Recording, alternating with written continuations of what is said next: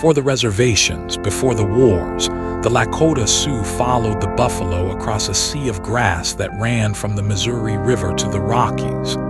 Among them rose a holy man and war leader the world would come to know as Sitting Bull, Tatanka Iyotake. He was not a king. He was something harder to break, a symbol of a people who refused to disappear.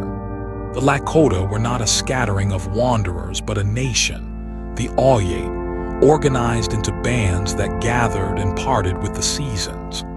Women raised the lodges and held the families together. Elders carried the law and the stories, and children learned the open plains as their first teacher. This was the living world that Sitting Bull was born to protect.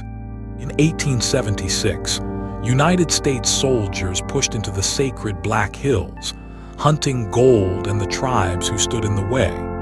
Sitting Bull did not fight at the front that summer.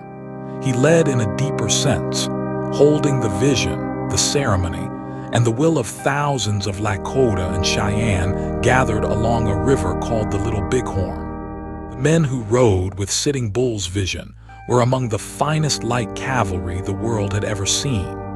Painted for war and mounted on fast plains ponies, Lakota and Cheyenne warriors could strike and vanish across open country before an enemy could form a line. In the summer of 1876, thousands of them answered the call to the Little Bighorn. When the fighting ended along the Little Bighorn, Custer's command lay dead in the grass, and Sitting Bull's name carried across 2 continents.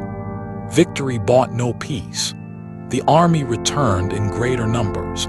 The great buffalo herds vanished, and within a few short years the free life on the open plains was gone for good. By 1890, Sitting Bull was a prisoner of the reservation at Standing Rock. On a cold December morning, agency police came to arrest him. In the struggle outside his own cabin, he was shot and killed. His body was buried far from the people he had led, and a single lock of his hair would travel even farther still. At his death, a military doctor took a lock of Sitting Bull's hair and a pair of his leggings. For reasons no record fully explains, these relics left the plains and entered a museum collection in Washington. There they sat, cataloged and forgotten, while the man they came from passed slowly out of living memory and into myth. For more than a century, the hair rested in the Smithsonian storage, a fragile brown strand in a labeled drawer.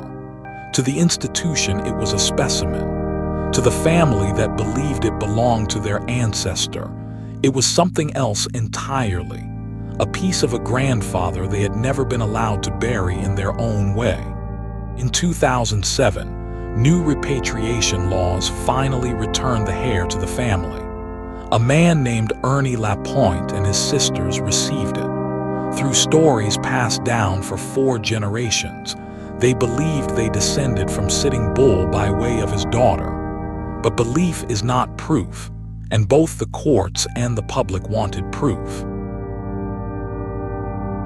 Lapointe's claim ran through the female line. His grandmother, the family said, was Sitting Bull's daughter. That single detail made the usual DNA tests useless. A father passes his Y chromosome only to sons, and a mother passes her mitochondrial DNA down the female line. Neither could reach across the generations from Sitting Bull to a great-grandson born through his daughter. In Lakota life, the family was held together through its women, and it was through a woman that Sitting Bull's blood would travel to the present. His daughter and her daughter after her carried the line forward through births the record books rarely noted. What the archives lost, the family kept alive in memory, generation after generation, until science could finally catch up. To connect them, scientists needed autosomal DNA, the shuffled mixture each of us inherits from every branch of our family. The problem was brutal. After more than 100 years, the hair held almost no readable DNA at all, and what little remained had shattered into microscopic, damaged fragments. A team led by the geneticist Willerslev took on the sample. From a piece of hair only a few centimeters long, they had to coax out enough ancient genetic material to test, without destroying the little that had survived.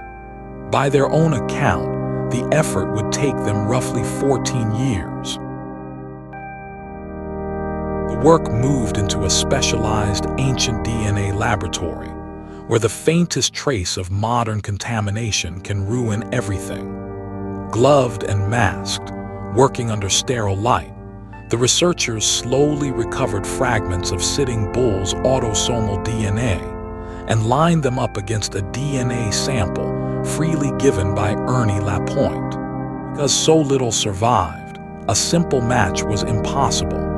Instead, the team built a new way to compare limited, degraded DNA against a living person's genome, searching for the faint statistical fingerprint of shared ancestry that a great-grandfather and great-grandson should still carry between them. In 2021, the answer came. The DNA in the century-old hair matched Ernie Lapointe. The stories his family had carried for 4 generations were true. He is the great-grandson of Sitting Bull. For the first time, a lock of hair had reached across 100 years to name a living heir.